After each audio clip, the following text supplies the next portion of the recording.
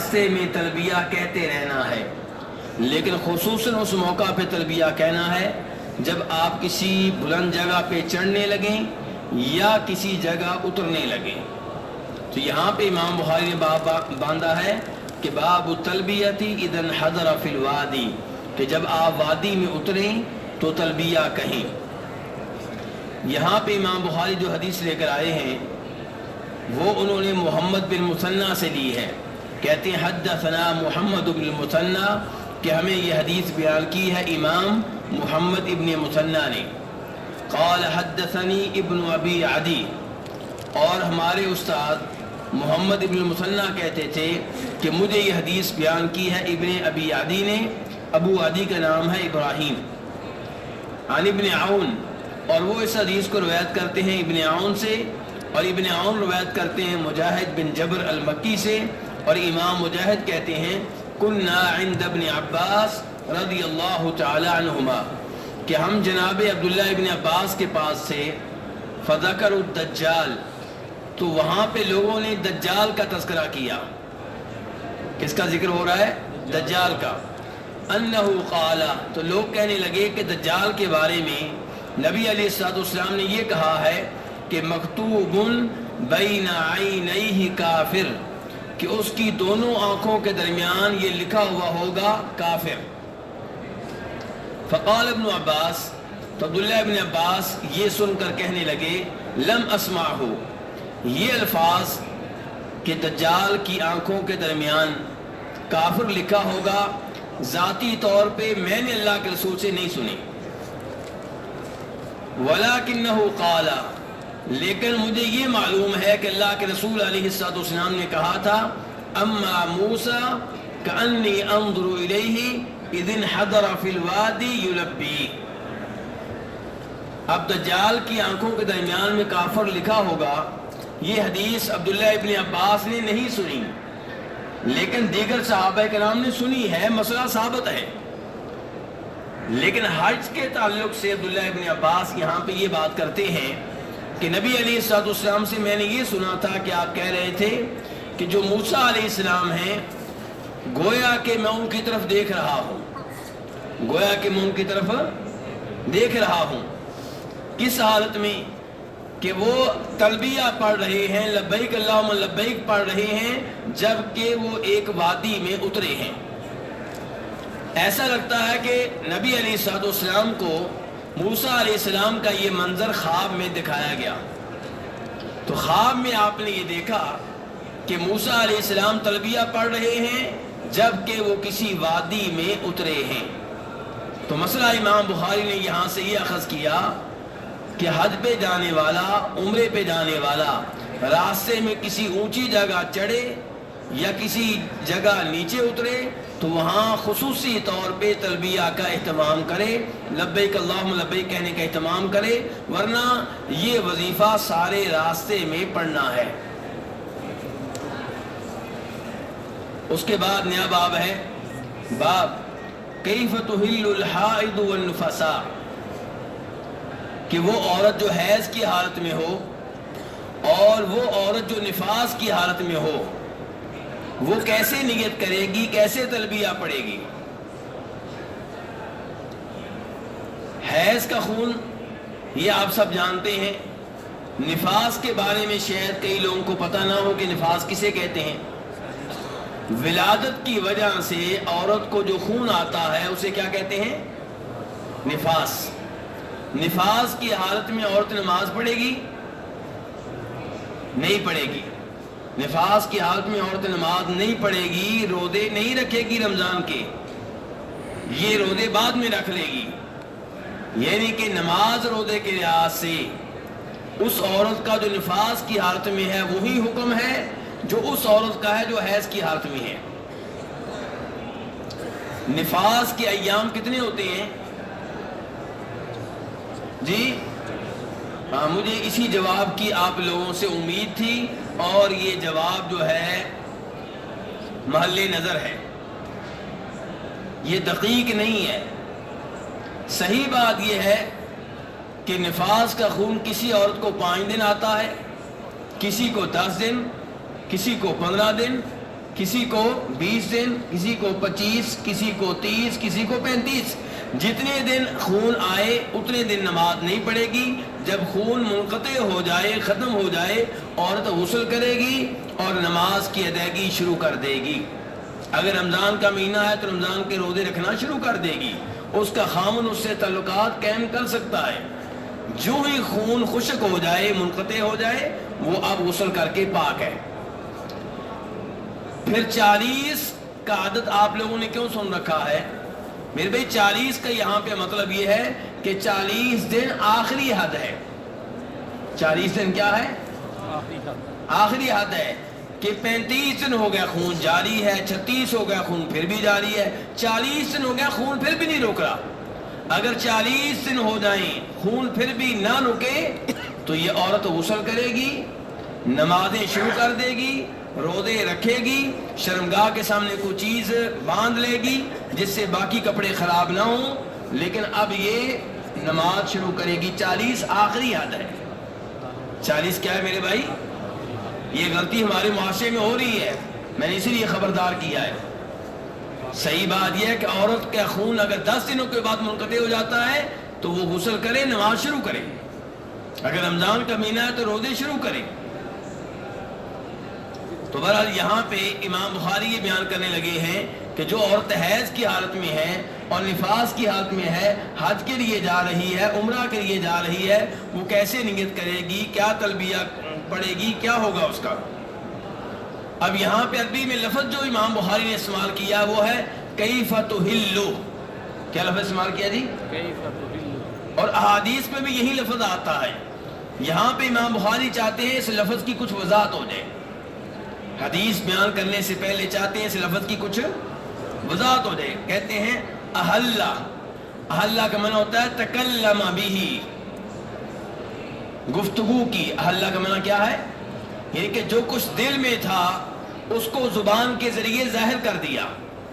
جو کچھ دل میں تھا اس کو زبان کے ذریعے ظاہر کر دیا. کہتے ہیں ایسے ہی لفظ استعمال ہوتا ہے استحللنا واحللنا الہلال، یعنی کہ چاند دیکھنے کے لیے نکلے، نئے مہینے کا نیا چاند، اس کو طلب کرنے کے لیے نکلے، اس کو دیکھنے کے لیے نکلے. کہتے ہیں یہاں پہ بھی یہی لفظ استعمال ہوتا ہے. کیوں؟ کیونکہ جب لوگ نیا چاند دیکھتے ہیں تو شور کرتے ہیں، آوازیں نکالتے ہیں، تو اس لیے یہ لفظ جو ہے استعمال کرتے ہیں. کلہ من الظہوری، کہتے ہیں یہ لفظ جہاں پہ بھی استعمال ہوتا ہے ہلال کا، احللنا کا، استحللنا کا، احلہ کا، تو اس کا مطلب ہوتا ہے ظاہر ہونا. اور کہا جاتا ہے استحل المطر، بارش جب نازل ہوتی ہے کہتے ہیں استحل المطر. کیوں جی؟ کیونکہ خرج من السحابی، اس کا مطلب یہ ہے کہ بادلوں سے بارش نکل آئی ہے، بادلوں سے بارش ظاہر ہو گئی ہے. تو یہاں پہ بھی ظاہر ہونے کا لفظ ہے. کہتے ہیں قرآن پاک میں آتا ہے کہ وما اہل لغیر اللہ بہ، کون کون سے جانور تمہارے اوپر حرام ہیں، کن کن جانوروں کا گوشت آپ نہیں کھا سکتے. اللہ نے کہا مردار کا نہیں کھا سکتے، جو ذبح کیے بغیر کیا ہو جائے، مر جائے، اس کا گوشت آپ نہیں کھا سکتے. خون جو ہے وہ بھی آپ پہ حرام ہے، خون آپ نہیں پی سکتے. اور ایسے ہی خنزیر کا گوشت نہیں کھا سکتے.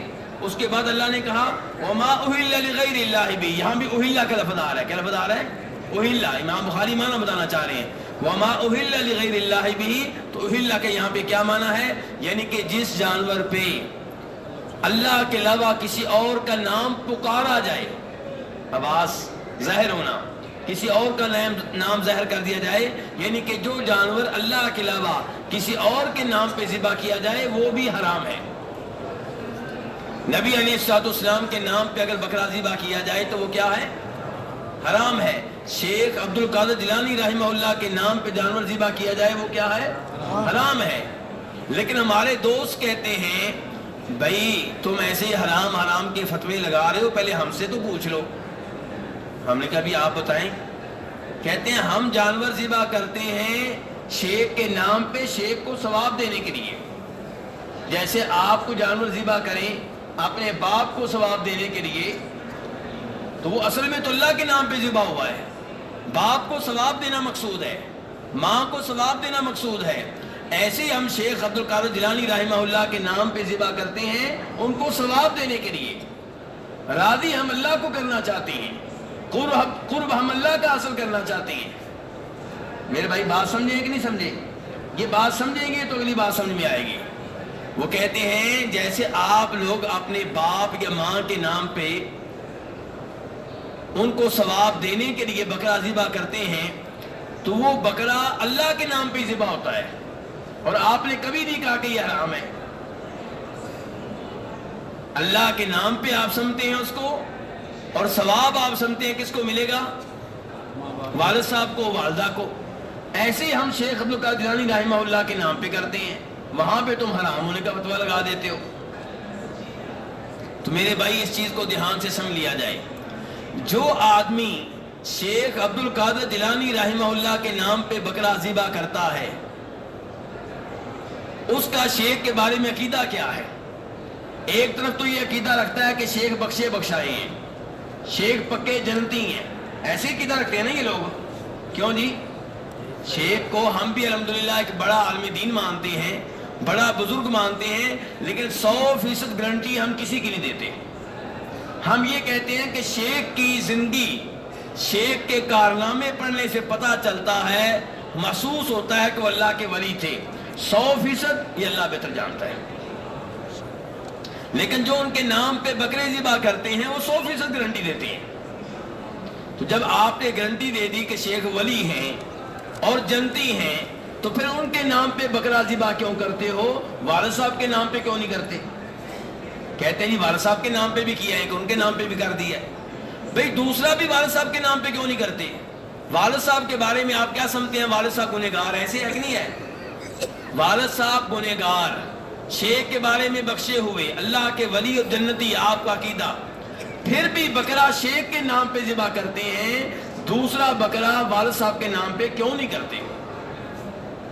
اس سے پتہ چلتا ہے کہ آپ کا نظریہ کچھ اور ہے۔ صرف ثواب دینا مقصد نہیں ہے، ثواب دینا مقصد ہوتا تو 100 بکرے بھی آپ اپنے والد کے لیے کرتے کہ آپ کہتے شیخ تو بخشے بخشائے ہیں، ان کے لیے کرنے کی کیا ضرورت ہے؟ ضرورت تو ساری ہے میرے باپ کو، ضرورت تو ساری ہے میری ماں کو۔ لیکن آپ شیخ کے نام پہ بکرا اس لیے ذبح کرتے ہیں، آپ کا عقیدہ یہ ہے کہ شیخ مجھے دیکھ رہے ہیں، میں ان کے نام کا بکرا خرید رہا ہوں، ان کے لیے ذبح کر رہا ہوں، شیخ دیکھ رہے ہیں، وہ عالم الغیب ہیں، میرے اوپر خوش ہو رہے ہوں گے، میں ان کے قریب ہو رہا ہوں، میں ان کو راضی کر رہا ہوں، جب وہ راضی ہو جائیں گے تو اللہ سے مجھے لے کر دیں گے۔ یہ عقیدہ نہایت خطرناک عقیدہ ہے۔ کسی بھی فوت شدہ کے بارے میں یہ عقیدہ رکھنا کہ وہ مجھے جانتے ہیں، وہ دیکھ رہے ہیں، میں بکرا ان کے نام پہ ذبح کر کے ان کا قرب حاصل کر رہا ہوں۔ ہر عبادت، ذبح کرنا عبادت ہے، ہر عبادت اللہ کو راضی کرنے کے لیے ہوگی، کسی اور کو راضی کرنے کے لیے نہیں ہوگی۔ تو یہ جو بکرا ہے یہ شیخ کے نام پہ جانور ذبح کیا جا رہا ہے، مین مقصد شیخ ہے۔ تو بہرحال امام بخاری کہنا چاہتے ہیں وَمَا أُهِلَّ لِغَيْرِ اللَّهِ بِهِ، کہ اللہ تعالیٰ کہتے ہیں جس جانور پہ غیر اللہ کا نام پکارا جائے وہ بھی حرام۔ وَهُوَ مِنْ اسْتِحْلَالِ الصَّبِيِّ، امام بخاری کہتے ہیں اسی سے لفظ ہے استحلال الصبی، بچے کا چیخنا۔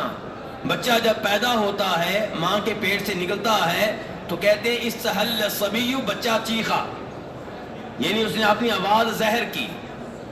تو امام بخاری کہنا چاہتے ہیں کہ یہ جو لفظ ہے احل یحلو، اس میں ظاہر کرنے کا معنی آتا ہے، آواز کو بلند کرنے کا معنی آتا ہے۔ اس کے بعد امام بخاری حدیث لے کر آئے ہیں، کہتے ہیں حدثنا عبداللہ بن مسلمہ، ہمیں یہ حدیث بیان کی عبداللہ بن مسلمہ القانبی نے، قال حدثنا مالک، اور وہ کہا کرتے تھے ہمیں حدیث بیان کی ہے امام مالک نے، عن ابن شہاب، امام مالک اس حدیث کو روایت کرتے ہیں کس سے؟ ابن شہاب زہری سے، محمد ابن مسلم ابن عبید اللہ ابن عبداللہ ابن شہاب زہری، عن عروہ بن زبیر، اور ابن شہاب اس حدیث کو روایت کرتے ہیں عروہ بن زبیر سے، اور عروہ بن زبیر اس حدیث کو روایت کرتے ہیں جناب عائشہ سے۔ ہاں جی، عروہ بن زبیر نے جناب عائشہ سے حدیث لی ہے، دونوں کا آپس میں رشتہ کیا ہے؟ یہ میرا سوال آپ لوگوں سے ہے جی۔ بانجے ہیں، اللہ آپ کو جزائے خیر دے۔ عروہ بن زبیر جناب عائشہ کے کیا لگتے ہیں؟ بانجے ہیں۔ عروہ بن زبیر کی ماں کا کیا نام ہے؟ اسماء۔ کیا نام ہے؟ اسماء بنت ابی بکر۔ تو یہ عروہ جو ہیں یہ جناب عائشہ کے بانجے اپنی خالہ سے حدیث روایت کرتے ہیں۔ تو کہتے ہیں کہ جناب عائشہ کہتی ہیں خرجنا، ہم نکلے مع النبی صلی اللہ علیہ وسلم، نبی علیہ الصلوۃ والسلام کے ساتھ۔ کب؟ فی حجۃ الوداع، حجۃ الوداع میں۔ حجۃ الوداع کو حجۃ الوداع کیوں کہتے ہیں؟ الوداعی حج، کیا اللہ کے رسول نے کتنے حج کیے تھے ٹوٹل؟ تو پھر الوداعی کا کیا مطلب ہے جب کیا ہی ایک ہے؟ یا تو آپ یہ کہیں نا، جیسے آپ الوداعی طواف میں کہتے ہیں جی ایک طواف پہلے ہم نے کیا، دو طواف پہلے کیے، اب آخری طواف آ گیا الوداعی طواف۔ حجۃ الوداع کو حجۃ الوداع کیوں کہتے ہیں؟ کیونکہ اس حج میں نبی علیہ الصلوۃ والسلام نے امت کو الوداع کہا۔ آپ بار بار لوگوں سے کہہ رہے تھے لوگوں خذوا عنی مناسککم، مجھ سے حج کا طریقہ سیکھ لو، لے لو، لعلی لا اراکم بعد عامی ھذا، شاید اس سال کے بعد میں تمہیں دیکھ نہ سکوں، شاید اس سال کے بعد میں تمہیں دیکھ۔ کن کو آپ کہہ رہے ہیں؟ صحابہ کرام کو کہہ رہے ہیں شاید اس سال کے بعد میں تمہیں دیکھ نہ سکوں۔ اگر فوت ہونے کے بعد بھی دیکھنا ممکن ہے تو اللہ کے رسول کیوں کہہ رہے ہیں شاید اس سال کے بعد میں تمہیں دیکھ نہ سکوں؟ کیوں جی؟ لوگوں کا عقیدہ تو یہ ہے کہ حاضر ناظر ہیں، موجود ہیں، آ رہے ہیں، جا رہے ہیں، جبکہ اللہ کے رسول فرما رہے ہیں شاید اس سال کے بعد میں تمہیں دیکھ نہ سکوں، اور دوسری روایت میں فرماتے ہیں شاید اس سال کے بعد میری تمہاری ملاقات نہ ہو سکے۔ صحابہ کرام سے تو کہہ رہے ہیں اس سال کے بعد شاید میری تمہاری ملاقات نہ ہو سکے، اور آج کل جو اٹھتا ہے کہ اللہ کے رسول مجھ سے ملنے کے لیے آئے، مجھ سے ملاقات کی، کوئی کہتے ہیں ٹکٹ مانگ رہے تھے، کوئی کہتے ہیں ہوٹل مانگ رہے تھے۔ تو یہ میرے بھائی صحابہ کرام کا جو عقیدہ اسی میں نجات ہے، اسی میں کامیابی ہے۔ تو جناب عائشہ کہتی ہیں کہ نبی علیہ الصلوۃ والسلام کے ساتھ ہم آپ کے حجۃ الوداع میں آپ کے ساتھ نکلے، فأحللنا بعمرۃ، تو ہم نے عمرے کا تلبیہ کہا۔ کس چیز کا تلبیہ کہا؟ عمرے کا، یعنی کہ ہم نے کہا لبیک اللہم عمرۃ، اے اللہ ہم عمرے کے لیے حاضر ہیں۔ ثم قال النبی صلی اللہ علیہ وسلم، پھر نبی علیہ الصلوۃ والسلام نے کہا من کان معہ ہدی فلیہل بالحج مع العمرہ، جس کے ساتھ قربانی ہے، جس کے پاس کیا ہے؟ قربانی ہے، وہ عمرے کے ساتھ ساتھ حج کا تلبیہ بھی پڑھ لے، حج کی نیت بھی کر لے۔ یہ کون سا حج ہو گیا پھر؟ حج قران۔ یہ ان کے لیے بنا جو قربانی ساتھ لے کر جا رہے تھے۔ ثم لا یحل، آپ نے کہا کہ یہ آدمی جس کے پاس قربانی ہے وہ عمرے کے ساتھ ساتھ حج کا تلبیہ بھی پڑھ لے، اور وہ حلال نہیں ہوگا حتی یحل منہما جمیعا، جب تک کہ حج اور عمرہ دونوں سے حلال نہ ہو جائے۔ حج تمتع والا کیا کرتا ہے؟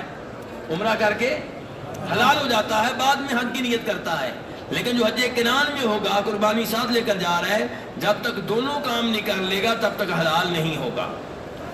فقدمت مکہ وانا حائض، جناب عائشہ کہتی ہیں میں مکہ میں آئی، مکہ پہنچی اس حال میں کہ میں حیض کی حالت میں تھی۔ جناب عائشہ جب مکہ سے پہلے مقام صرف پہ پہنچی تو وہاں پہ ان کو حیض کا خون آ چکا تھا، تو کہتی میں مکہ میں پہنچی تو میں حیض کی حالت میں تھی۔ ولم اطف بالبیت، تو میں نے بیت اللہ کا طواف نہیں کیا۔ ولا بین الصفا والمروہ، میں نے صفا مروہ کی سعی بھی نہیں کی۔ فشکوت ذلک الی النبی صلی اللہ علیہ وسلم، تو میں نے اس معاملے کی شکایت نبی علیہ الصلوۃ والسلام کو کی کہ اللہ کے رسول عمرے کی نیت کی تھی، حج قریب ہے، حج شروع ہونے لگا ہے، میں ابھی تک حیض کی حالت میں ہوں، عمرے سے فارغ نہیں ہوئی، حج کیسے کروں گی، میرا کیا بنے گا؟ تو پیارے حبیب علیہ السلام نے کیا کہا؟ انقضی رأسکی وامتشطی واہلی بالحج ودعی العمرہ، کہ اپنے سر کے بالوں کو کھول لو. اپنے سر کے بالوں کو کیا کرو؟ کھول لو. یعنی کہ عمرے کی وجہ سے باندھے ہوئے تھے مینڈیوں کی شکل میں، یا ان کے اوپر گوند لگائی تھی یا شہد لگایا تھا، جمایا ہوا تھا. تو کہا اپنے سر کے بالوں کو کھول لو، وامتشطی کنگھی وغیرہ کر لو، واہلی بالحج اور حج کا تلبیہ پڑھ لو، اب حج کی نیت کر لو، ودعی العمرہ عمرے کو چھوڑ دو.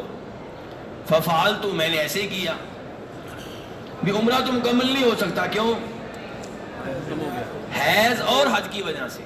صرف حیض نہیں، کیونکہ اگر صرف حیض ہوتے تو مزید انتظار کر لیتی نا. حیض اور حج دو چیزیں جمع ہو گئی، اب عمرہ مکمل کرنا ممکن نہیں ہے. آپ نے کہا اب حج کی نیت کر لو. کس حیض کی حالت میں یا حیض کے بعد؟ حیض کی حالت میں. پتہ چلا عمرہ اور حج کی نیت حیض کی حالت میں کی جا سکتی ہے. بلکہ اگر آپ مکہ اسی لیے جا رہے ہیں کہ عمرہ کریں، اور آپ کی بیگم بھی چاہتی ہیں کہ میں عمرہ کروں، تو پھر جس مقاصد سے گزر رہی ہیں اس مقاصد سے نیت کرنا ہوگی. غسل کرنے کے بعد احرام کی پابندیوں میں رہنا ہوگا. مکہ پہنچ کے طواف نہیں کریں گی، صفا مروہ کی صحیح نہیں کریں گی، بلکہ پاک ہونے کا انتظار کریں گی. جب پاک ہو جائیں تب غسل کر کے طواف کیا جائے، صفا مروہ کی صحیح کی جائے. فلما قضینا الحج، جناب عائشہ کہتی ہیں کہ میں نے حیض کی حالت میں حج کی نیت کر لی. اور آپ سب کو معلوم ہوگا کہ جناب عائشہ 10 تاریخ کو حیض کے خون سے پاک ہو گئی تھی. کس تاریخ کو؟ 10 تاریخ کو. اور طواف کب ہوتا ہے حج کا؟ 10 کو. تو اس لیے حج ان کا خیر و عافیت سے مکمل ہو گیا. کہتی ہیں فلما قضینا الحج، جب ہم نے حج کر لیا، ارسلنی النبی صلی اللہ علیہ وسلم مع عبد الرحمن ابن ابی بکر الی التنعیم فاعتمرت. تو نبی علیہ السلام نے مجھے بھیجا عبد الرحمن بن ابو بکر کے ساتھ. کہاں بھیجا؟ تنعیم بھیجا. تو میں نے تنعیم سے عمرہ کیا. ہاں جی، تنعیم سے نیا عمرہ کیا، یا وہ جو عمرہ رہ گیا تھا حیض اور حج کی وجہ سے اسے مکمل کیا ہے. کہنا یہ چاہتا ہوں کہ جب آپ مکہ جائیں تو ایک عمرہ کرنے کے بعد تنعیم اور عائشہ مسجد سے بار بار عمرے کرنا، یہ نبی علیہ الصلوۃ والسلام کا طریقہ نہیں ہے، یہ آپ کی سنت نہیں ہے. اس کی بجائے وہاں پہ بار بار بیت اللہ کا طواف کیا جائے. 7 چکر 2 رکعتیں، 7 چکر 2 رکعتیں، بہت عظیم عمل ہے. امام احمد، امام ترمذی، امام ابن ماجہ وغیرہ روایت کرتے ہیں، اور ان کی احادیث کا خلاصہ یہ ہے کہ جو بیت اللہ کے 7 چکر لگائے اور 2 رکعتیں ادا کرے، اس کا یہ عمل ایسے ہے گویا کہ اس نے اللہ کی راہ میں ایک غلام آزاد کیا ہے. اور فرمایا طواف کرنے والا دوران طواف جب بھی اپنا قدم زمین پہ رکھے گا، اٹھائے گا، زمین پہ رکھے گا، اٹھائے گا، ہر قدم کے بدلے میں 10 نیکیاں ملیں گی، 10 گناہ معاف ہوں گے، 10 درجات بلند ہوں گے. باقی مکہ سے نکلنا تاکہ تنعیم سے عمرہ کر لوں، عائشہ مسجد سے عمرہ کر لوں، تو میرے بھائی یہ نبی علیہ الصلوۃ والسلام کا طریقہ نہیں ہے. نہ خود آپ نے ایسا کوئی عمل کیا، نہ صحابہ کرام کو ایسا کوئی عمل سکھایا. آپ نے اپنی زندگی میں ٹوٹل 4 عمرے کیے ہیں، اور ہر سفر میں 1 عمرہ کیا ہے. کسی بھی سفر میں آپ نے 2 عمرے نہیں کیے. تو آپ لوگ ابھی پاک و ہند سے آئے ہیں، جدہ اترے، مکہ پہنچ کے آپ نے 1 عمرہ کر لیا، پھر آپ مدینہ چلے آئے، مدینہ سے واپس جاتے ہوئے مدینہ کے میقات سے عمرے کی پھر نیت کریں، 1 اور عمرہ کر لیں. لیکن مکہ میں رہ کر تنعیم وغیرہ سے بار بار عمرے کرنا یہ پیارے حبیب علیہ الصلوۃ والسلام کا طریقہ نہیں ہے. جناب عائشہ کو وہاں سے عمرہ کرایا گیا اس لیے کہ ان کا عمرہ حیض اور حج کی وجہ سے رہ گیا تھا. آج بھی میری کسی ماں بہن کا عمرہ اگر حج اور حیض کی وجہ سے رہ جائے تو وہ تنعیم سے کر لے. لیکن مرد حضرات جو ہیں انہیں حیض کا کوئی خطرہ نہیں ہے. ایسے ہی ہے نا، مرد حضرات کو ایسا کوئی خطرہ نہیں ہے. تو مرد حضرات یہ کام کیوں کر رہے ہیں؟ فقال، اب جناب عائشہ نے عمرہ کر لیا تنعیم سے. فقال، تو آپ نے کہا، ہذہ مکان عمرتک، کہ یہ تمہارا جو عمرہ ہے اس عمرے کی جگہ پہ ہے. کس عمرے کی جگہ پہ؟ جو رہ گیا تھا.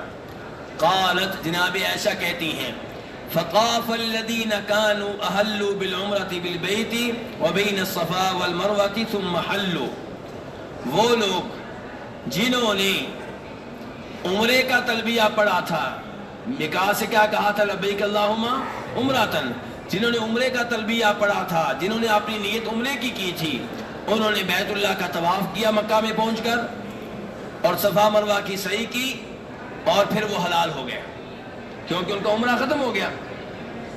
اب حج کا انتظار کر رہے ہیں. جناب عائشہ رپورٹ دے رہی ہیں ان لوگوں کے بارے میں جو مدینہ سے گئے تھے آپ کے ساتھ اور جنہوں نے عمرے کی نیت کی تھی. انہوں نے مکہ پہنچ کے کیا کیا جی؟ بولیے. طواف کیا، صفا مروہ کی سعی کی، بال کٹوائے اور کیا ہو گئے؟ حلال ہو گئے. ثم طافوا طوافا آخر بعد ان رجعوا من منى، ان لوگوں نے پھر ایک اور طواف بھی کیا. وہ کب؟ جب یہ لوگ منا سے واپس مکہ آئے. یہ کون سا طواف ہے جی؟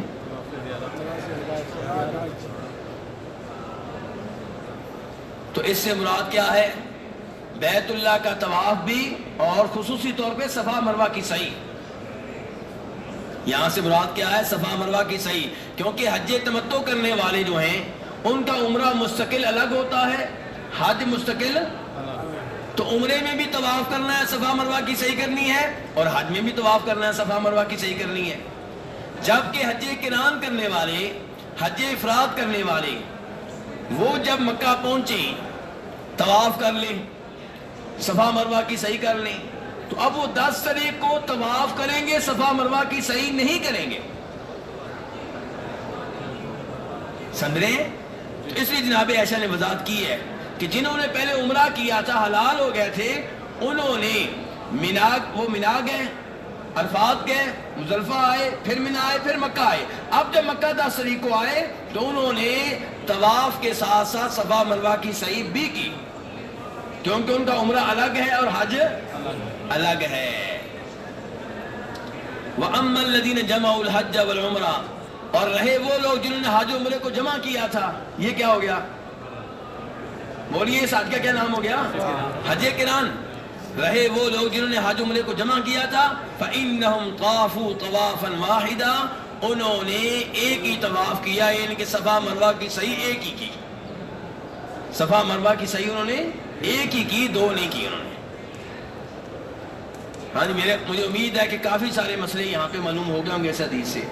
کچھ معلوم ہوئے کہ نہیں ہوئے؟ حیضہ عورتوں کا مسئلہ حل ہو گیا.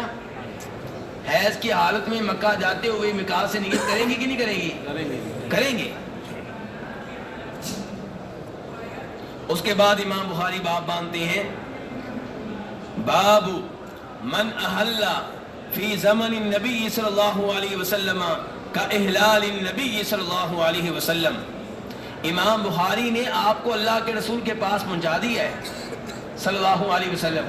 ڈائریکٹ آپ پڑھ رہے ہیں کہ اللہ کے رسول نے کیسے حج کیا، صحابہ کرام کیسے نکلے، کیا ہوتا رہا. تو اب باب باندھتے ہیں امام بخاری. باب ہے اس آدمی کے بارے میں جو نبی علیہ الصلوۃ والسلام کے زمانے میں تلبیہ پڑھے، نبی علیہ الصلوۃ والسلام کا تلبیہ. یہاں پہ امام بخاری کیا کہنا چاہتے ہیں، میں اس کی وضاحت کر دوں. نبی علیہ السلام جب حج کے لیے یہاں سے نکلے تھے مدینہ سے، تو جناب علی اس زمانے میں کہاں تھے؟ کون بتائے گا؟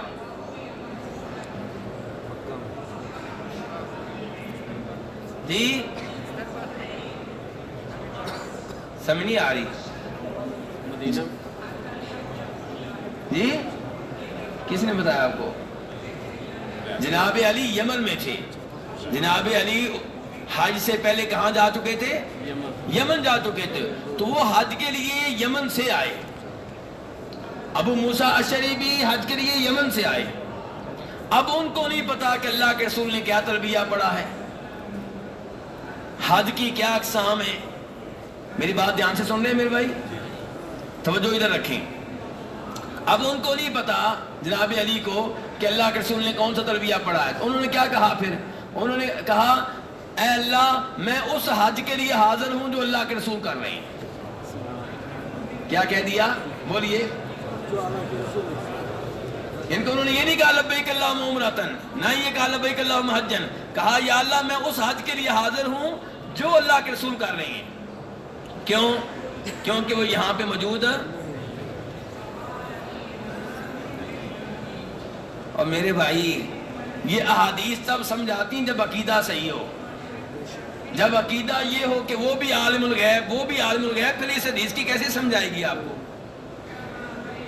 جب آپ کا عقیدہ یہ ہو کہ جناب علی یمن میں بیٹھ کے جانتے تھے اللہ کے رسول کیا کر رہے ہیں، تو ان کو پھر اس چیز کی کیسے سمجھائے گی کہ جناب علی کیوں کہہ رہے ہیں کہ میں اسی کام کی نیت کرتا ہوں جس کی اللہ کے رسول نیت کر رہے ہیں؟ بھئی جب آپ یمن سے بیٹھ کے عالم الغیب ہیں تو آپ کو پتہ ہونا چاہیے اللہ کے رسول کس چیز کی نیت کر رہے ہیں، آپ اس کا نام لیں، واضح کریں کہ کس حج کی آپ نیت کر رہے ہیں۔ لیکن ہمارا الحمدللہ عقیدہ ٹھیک ہے۔ قُلْ لَا يَعْلَمُ مَنْ فِي السَّمَاوَاتِ وَالْأَرْضِ الْغَيْبَ إِلَّا اللَّهُ۔ اللہ تعالیٰ کہہ رہے ہیں قرآن پاک میں، بالکل واضح عقیدہ ہے قرآن کا، اور یہ آیت اسی قرآن پاک میں موجود ہے جو آپ کے گھر میں موجود ہے۔ اللہ تعالیٰ کہہ رہے ہیں کہ اے نبی الاسلام آپ لوگوں کو بتا دیں کہ اللہ کے سوا کوئی عالم الغیب نہیں ہے، نہ آسمان والوں میں کوئی عالم الغیب ہے، نہ زمین والوں میں کوئی عالم الغیب ہے۔ اس لیے جناب علی کو نہیں معلوم کہ اللہ کے رسول کس حج کی نیت کر رہے ہیں، اسی لیے انہوں نے کہا کہ میں اسی حج کی، میں اسی چیز کی نیت کرتا ہوں جس کی اللہ کے رسول نے نیت کی ہے، میں وہی تلبیہ پڑھتا ہوں جو اللہ کے رسول نے پڑھا ہے۔ تو آپ بتائیں عالم الغیب تھے کہ نہیں تھے؟ یا اللہ کے رسول ہی کم از کم یہاں سے کوئی آواز وہاں پہنچا دیتے؟ ایسا کچھ نہیں ہوا۔ تو اسی لیے امام بخاری نے باب کیا باندھا ہے؟ اب باب سمجھے امام بخاری کا ہیڈ لائن کیا قائم کی ہے؟ کہتے ہیں کہ باب ہے اس آدمی کے بارے میں جو نبی علیہ السلام کے زمانے میں وہ تلبیہ پڑھے جو نبی علیہ السلام نے پڑھا ہے، یعنی کہ یہ کہے کہ میرا وہی تلبیہ ہے، میری وہی نیت ہے جو اللہ کے رسول کی نیت ہے۔ لیکن امام بخاری اشارہ دے رہے ہیں کہ ایسا کام اللہ کے رسول کے زمانے میں جائز تھا، اب جائز نہیں ہے۔ کیوں جی اب کیوں جائز نہیں ہے؟ امام بخاری یہ پیغام دینا چاہتے ہیں کہ اللہ کے رسول کے زمانے میں تو دین مکمل نہیں ہوا تھا، لوگوں کو حج کی اقسام کا علم نہیں تھا، تو جناب علی نے کہہ دیا اللہ کے رسول کی طرح اب ہر ایک کو پتا ہے حج کی کون سی اقسام ہے، ہر کوئی میقات پہ پہنچ کے فیصلہ کرے اس نے کون سا حج کرنا ہے۔ اس کے بعد امام بخاری کہتے ہیں قالہ ابن عمر عن النبی صلی اللہ علیہ وسلم، کہ یہ عبداللہ ابن عمر نے بات بتائی ہے کہ جناب علی نے تلبیہ کہا تھا کہ میرا وہ تلبیہ ہے، میری وہ نیت ہے جو اللہ کے رسول کی نیت ہے، میرا وہ احرام ہے جو اللہ کے رسول کا احرام ہے۔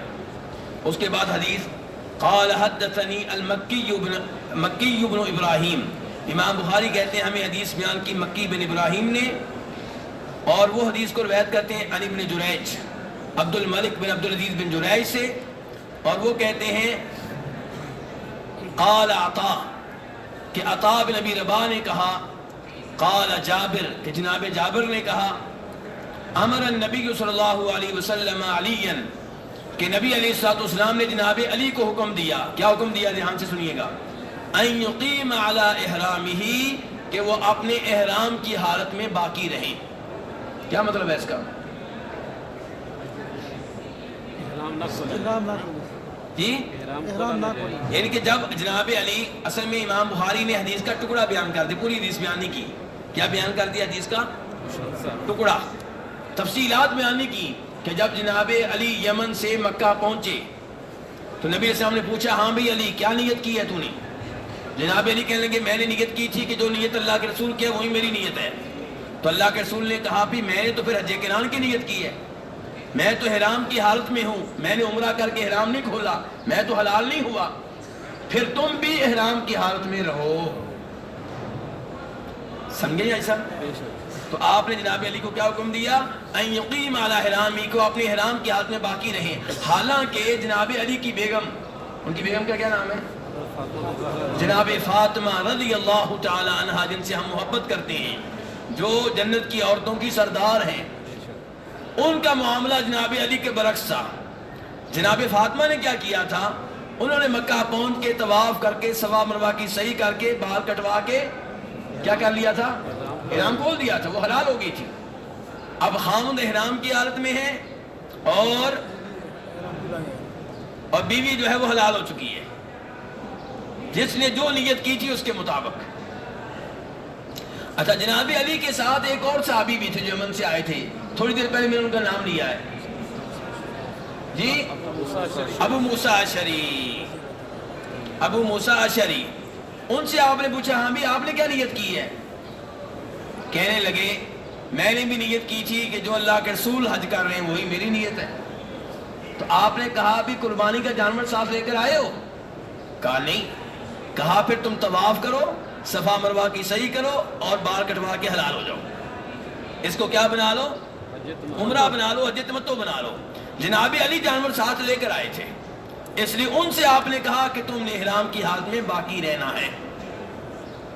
ہاں جی حاجی صاحب، یہ آپ حج کی ٹریننگ کر کے آئے ہوں گے، یہ تفصیلات وہاں پہ آپ کو ملی ہیں؟ یہ ملتی ہیں اللہ کے رسول کی حدیث کو جب ڈائریکٹ پڑھا جائے۔ آج ہم ڈائریکٹ پڑھ رہے ہیں الحمدللہ، نبی اسلام کی حدیث کو براہ راست پڑھیں، اس پہ لطف ہی اپنا ہے، مزہ ہی اپنا ہے کہ اللہ کے رسول نے کیا کیا، صحابہ کرام کیا کرتے رہے، گویا کہ ہم وہاں پہنچ چکے ہیں۔ وَذَكَرَ قَوْلَ سُرَاقَةَ، اور جناب جابر نے سراقہ کے قول کا بھی تذکرہ کیا ہے۔ سراقہ کون ہے جی؟ یہ سراقہ ابن مالک مشہور و معروف صحابی ہیں، ان کا قول جناب جابر نے بتایا ہے، امام بخاری نے اشارہ کر دیا ہے، بتایا نہیں ہے۔ کیا قول ہے جی ان کا؟ سراقہ بن مالک نے اس موقع پہ اللہ کے رسول سے کہا تھا، اللہ کے رسول یہ جو آپ کہہ رہے ہیں کہ عمرہ کر کے حلال ہو جاؤ اور پھر 8 تاریخ کو حج کی نیت کرو، یہ اس سال کے لیے ہے کہ ہمیشہ ہمیشہ کے لیے ہے؟ نبی علیہ السلام سے پہلے مکہ کے لوگ حج کے مہینوں میں عمرہ نہیں کرتے تھے، حج کے مہینوں میں بولیے ذرا عمرہ نہیں کرتے، صرف حج کیا کرتے تھے۔ اب اللہ کے رسول کیا کروا رہے ہیں؟ عمرہ بھی کروا رہے ہیں، حج بھی کروا رہے ہیں، بلکہ آپ کہہ رہے ہیں عمرہ الگ کر لو، حج الگ کر لو، حج تمتع بنا لو۔ تو سراقہ بن مالک نے سوال کیا، اللہ کے رسول یہ جو آپ نے رخصت دی ہے کہ ایک ہی سفر میں عمرہ بھی اور حج بھی، درمیان میں حلال ہونا بھی، یہ اس سال کے لیے ہے یا قیامت تک کے لیے دین بن گیا ہے؟ تو آپ نے کہا یہ ہمیشہ ہمیشہ کے لیے ہے۔ یہ کب تک کے لیے ہے؟ ہمیشہ ہمیشہ کے لیے ہے۔ اس کے بعد ایک اور حدیث نمبر 1558، قال حدثنا حسن بن علی الخلال الہذلی، ہمیں حدیث بیان کی ہے حسن بن علی خلال الہذلی نے۔ میں نے کچھ بھائیوں کو دیکھا ہے صبح بھی، اگر آپ لوگ بھی چاہیں جو نیٹ استعمال کرنے والے ہیں، میری وجہ سے نیٹ استعمال نہ کریں، جو استعمال کرتے ہیں میں ان سے بات کر رہا ہوں، تو آپ جب یہاں پہ آتے ہیں تو موبائل پہ بخاری شریف کی حدیث نکال لیا کریں، نمبر تو میں آپ کو بتا ہی رہا ہوں، کھول کے ساتھ ساتھ دیکھا کریں اگر آپ پسند کریں تو، ورنہ سن تو آپ رہے ہیں ماشاءاللہ۔ تو بہرحال ہمیں حدیث بیان کی حسن بن علی الخلال الہذلی نے، قال حدثنا عبد الصمد، وہ کہتے ہیں ہمیں حدیث بیان کی تھی عبد الصمد بن عبد الوارث نے، قال حدثنا سلیم بن حیان، اور وہ کہتے ہیں کہ ہمیں حدیث بیان کی سلیم بن حیان نے، اور سلیم بن حیان کہتے ہیں سمعت مروان الاصفر، میں نے یہ حدیث سنی ہے مروان الاصفر البصری سے، عن انس بن مالک، وہ یہ حدیث روایت کرتے ہیں جناب انس بن مالک سے۔ قال انس بن مالک کیا کہتے ہیں، قادم علی رضی اللہ عنہ، کہ جناب علی آئے نبی علیہ الصلوۃ والسلام کے پاس، من الیمنی، کہاں سے آئے؟ یمن سے آئے۔ فقال، تو آپ نے کہا، بما احللت، علی کیا نیت کی ہے، کیا تلبیہ پڑھا ہے؟ قال بما احل به النبی صلی اللہ علیہ وسلم، اللہ کے رسول میں نے وہی تلبیہ پڑھا ہے جو میرے نبی نے پڑھا ہے۔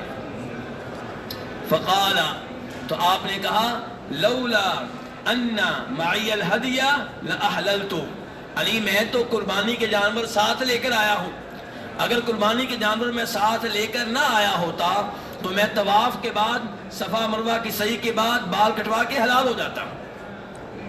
اب تم بھی ساتھ قربانی کے جانور لے کر آئے ہو، تلبیہ بھی وہی پڑھا ہے جو میں نے پڑھا تھا، تو اب تم بھی احرام کی حالت میں رہو، حلال تم نے بھی نہیں ہونا۔ اور محمد بن بکر جو ہیں وہ اس روایت میں اضافہ کرتے ہیں کہ نبی علیہ الصلوۃ والسلام نے ان سے کہا محمد بن بکر روایت کرتے ہیں ابن جریج سے، ابن جریج عطا سے، عطا بن ابی رباح سے، اور وہ جناب جابر سے کہ نبی علیہ السلام نے کہا بما احللت یا علی، علی کون سی نیت کی ہے؟ قال بما احل به النبی، تو انہوں نے کہا وہ نیت جو میرے نبی نے کی ہے۔ قال فاہدی، تو آپ نے کہا پھر قربانی کے جانور سنبھال کر رکھو، ومکث حراما، اور احرام کی حالت میں رہو، کما انتا، جیسے احرام کی حالت میں ابھی ہو۔ حدیث نمبر کیا ہے؟ یہ حدیث نمبر ابھی ہم جس سے فارغ ہوئے ہیں 1558، 1558۔ اچھا جی، اس کے بعد اب حدیث شروع کرنے لگے 1559۔ امام بخاری کہتے ہیں حدثنا محمد بن یوسف، ہمیں حدیث بیان کی ہے محمد بن یوسف نے۔ میرے بھائی پتہ چل رہا ہے علماء کرام نے حدیثیں کیسے جمع کی ہیں؟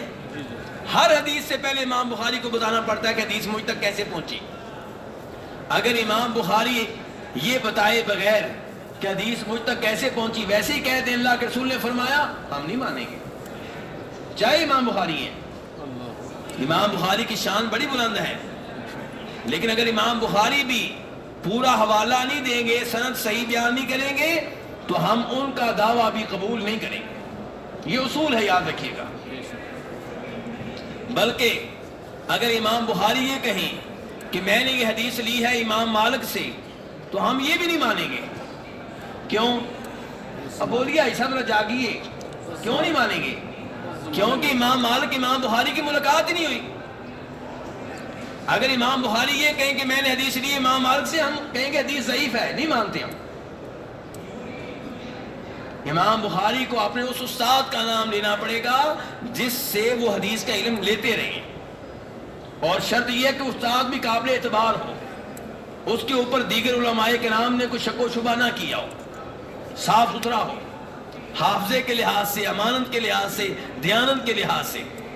تو یہاں پہ امام بخاری کہتے ہیں حدثنا محمد بن یوسف قال حدثنا سفیان الثوری، کہتے ہیں ہمارے وہ استاد کہتے تھے کہ ہمیں حدیث بیان کی امام سفیان ثوری نے، اور امام سفیان ثوری اس حدیث کو روایت کرتے ہیں قیس بن مسلم سے، اور قیس بن مسلم روایت کرتے ہیں طارق بن شہاب سے، اور طارق بن شہاب روایت کرتے ہیں ابو موسیٰ اشعری سے۔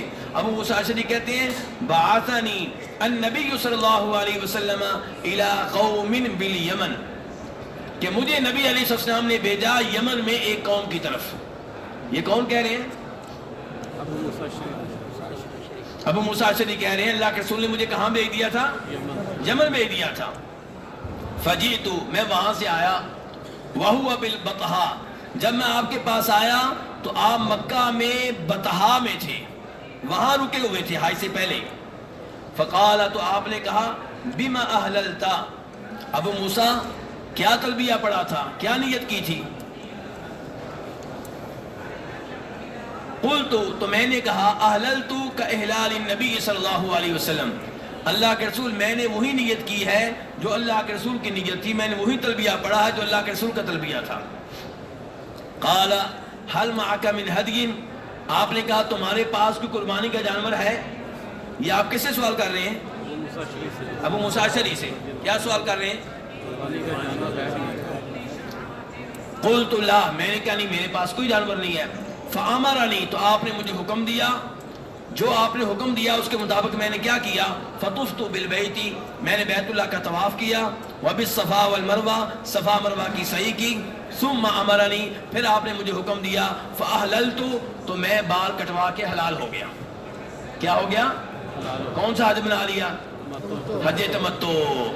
فاتیت امرأۃ من قومی، میں اپنی قوم کی کسی عورت کے پاس آیا، فمشطتنی، اس نے مجھے کنگھی کر دی، او غسلت راسی، یا اس نے میرے سر کے بال دھو ڈالے، یعنی کہ اپنی کسی بانجی بتیجی وغیرہ کے پاس گئے تو اس نے ان کے بالوں میں کنگھی بھی کر دی اور سر کے بال بھی دھو دیے۔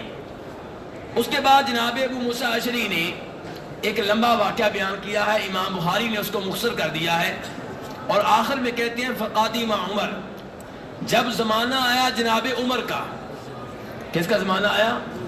جناب عمر کا زمانہ آیا تو جناب عمر میرے پاس آئے، فقال، کہنے لگے، کیا کہنے لگے؟ جو انہوں نے کہا ہے اس وہ بتانے سے پہلے مجھے کچھ یہاں وضاحت کرنا ہوگی، پھر بات آپ سمجھ سکیں گے۔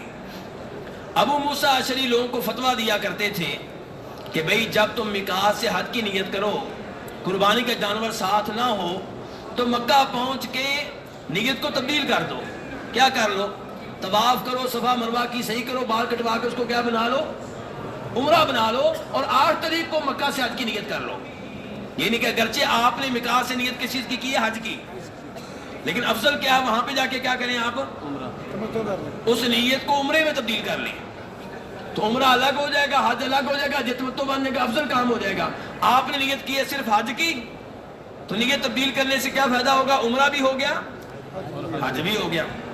ابو موسیٰ اشعری کہتے ہیں میں یہ لوگوں کو فتویٰ دیتا رہا. اللہ کے رسول کے زمانے میں بھی، ابو بکر صدیق کے زمانے میں بھی، عمر فاروق کا زمانہ آیا تو صورتحال تبدیل ہو گئی. کیوں جی؟ جناب عمر فاروق نے لوگوں کو اس کام سے روک دیا، کوئی ایسا کام نہ کرے، عمرہ الگ کیا کرو، حج الگ کیا کرو. جناب عمر کی ایک رائے تھی، وہ چاہتے تھے بیت اللہ میں رون کے برقرار رہیں، لوگ عمرہ الگ کریں، حج الگ کریں. اور یہ کیا ہوا کہ لوگ جناب حج کے مہینے میں مکہ آئیں، طواف کریں، صفا مروہ کی صحیح کریں، اور پھر حلال ہو جائیں، آئے حج کے لیے ہیں اور بیگم سے تعلقات قائم کریں. جناب عمر فاروق کو یہ کام اچھا نہیں لگا، تو انہوں نے اپنے زمانے میں اس چیز پہ پابندی لگا دی تھی. کنہوں نے پابندی لگا دی تھی؟ ہاں، دیگر صحابہ کرام نے اگرچہ اس پابندی کو نہیں مانا. آپ کو بتاؤں، امام طحاوی روایت کرتے ہیں کہ جناب عمر فاروق کے بیٹے عبداللہ بن عمر وہ ایک جگہ موجود ہیں. شام کا ایک حاجی ان کے پاس آیا، کہنے لگا جی حج تمتع کے بارے میں آپ کا کیا خیال ہے؟ سوال کس سے ہو رہا ہے؟ عبداللہ بن عمر سے. تو وہ کہنے لگے بڑی اچھی بات ہے، حج تمتع آپ کریں، کرنا چاہیے.